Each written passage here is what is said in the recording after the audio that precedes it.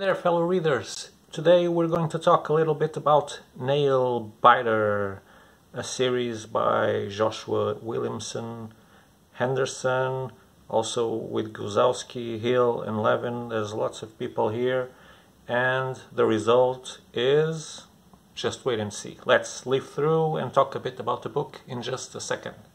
See you.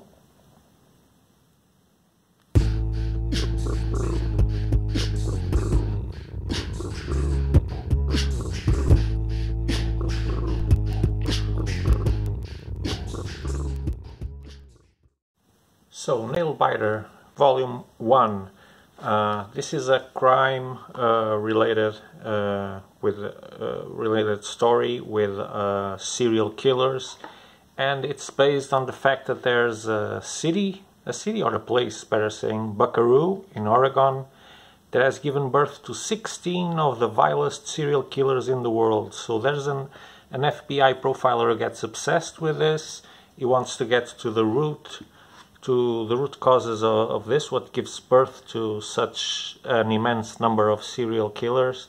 But he ends up missing, and a colleague of him goes there because he was invited to go there because he said he had a breaking lead into this puzzle. He said he solved the puzzle, and so this guy Carol is gone, and I can't remember the name of the other guy, Finch. So Finch has to try and find him. Okay, so look at this. So this is not for the faint-hearted. This has explicit, violent scenes. This depiction clearly warns you of that straight away. So it starts with in the past, in a scene where the most notorious serial killer of Buckaroo is being caught, the Buckaroo butcher, named Edward Warren. Edward Warren will play a special role in this story, as you'll be kept always on the ropes as to understand if he's the bad guy behind all the bad things that start happening, or if he is in fact trying to help, because he will help sometimes. So that's that tension and that suspense and enigma is very well kept here. We're pushed into doubt every time. So here you see Elliot Carroll dialing Finch and saying, "Okay, I figured it out. You have to come here." But when he gets there, his partner is missing, or his colleague, better saying, is missing. And he starts looking in the city, and he finds a very particular store, one that sells memorabilia from related to killers, to serial killers. So the guy actually tries to profit from that. That's this creepy guy here. He will play some important role in the story, but not everything is revealed yet in the first volume. So he is himself a descendant from the very first serial killer, the Buckaroo butcher, or the book burner. So he's just trying to, like he says, I'm trying to make my life from the ruins that my granddad put my family into. Quick enough, Finch gets into a fight to save a girl in distress, which is actually not very much in distress. She's dealing very fine with the guys that are harassing her. She is the most enigmatic character here, and the end of the book implies that she might be more than she looks like. This is the sheriff who will become a Finch's partner, looking for Carol and dealing with the subsequent murders that will happen, because there will be killings, blood, and etc.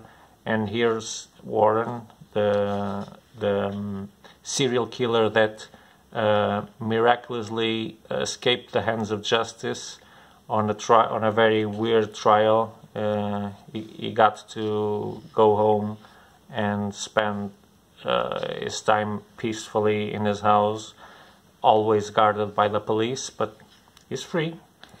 And yeah, so what we see throughout the book, and I must point out the art. I really enjoy this art, very clean, almost like Fiona Staples clean, except with less contrast, less vibrant colors, because the book demands it. It's a different kind of mood that we're looking for here. So as you see, there's some creepy guy that starts appearing and killing or trying to kill people. He does manage to kill a pair of people. Then Warren typically gets the blame. The serial killer gets the blame for it. Everyone in the town thinks is the one behind it. But the sheriff isn't very convinced of that. She's got a past with him, which also clouds, or at least leads us to believe that she might be having her judgment clouded by that fact that she was involved with him in the past. Here you see another lunatic. It's the last menace that is presented here in the book. And so, no need to show you anymore, just to talk a bit about what I thought about the book. I really enjoyed it. The pacing is super well done. No excess dialogue. It's a pretty modern narrative, right? The bubbles say it all. You don't need squares complementing what's happening, because the pictures and the dialogues are more than enough. It doesn't have you never confuse the characters because they're very unique in their physical appearance. Sometimes that's detrimental in comics. In here, it never happened. Although the story is compelling and it has twists and etc., it never confuses. It never gets confusing. It's streamlined, well streamlined, but streamlined in the way that it is very interesting, compelling, and it leaves you on that edge of wanting to know what's going to happen next. And then you're given some hints of Warren's relationship with one of the creepy guys that's assaulting the town, for example. But you just get a short dialogue. You know that there's something between them, but they don't give it away, not even at the end of volume 1. So there are some quite loose ends here, which makes it very appealing to pick up volume 2. I must say I'm very eager to do it. So this was a good, I won't say surprise, because it was an instructed buy. Already had read it, some reviews about it, and was pretty sure it would be a good book. It would fit my tastes and etc.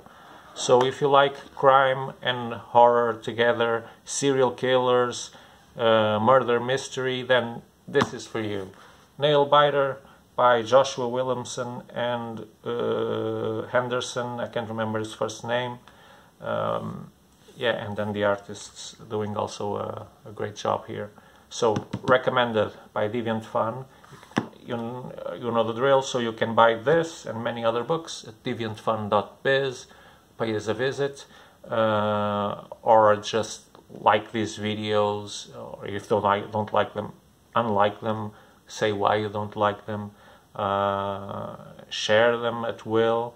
subscribe to our YouTube channel to get more videos and be notified of that of new videos.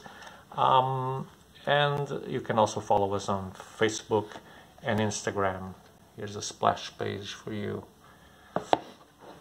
Okay, so that's it. Until the next video, stay safe, stay well, and happy Christmas and a very good year for you. New year. Bye bye.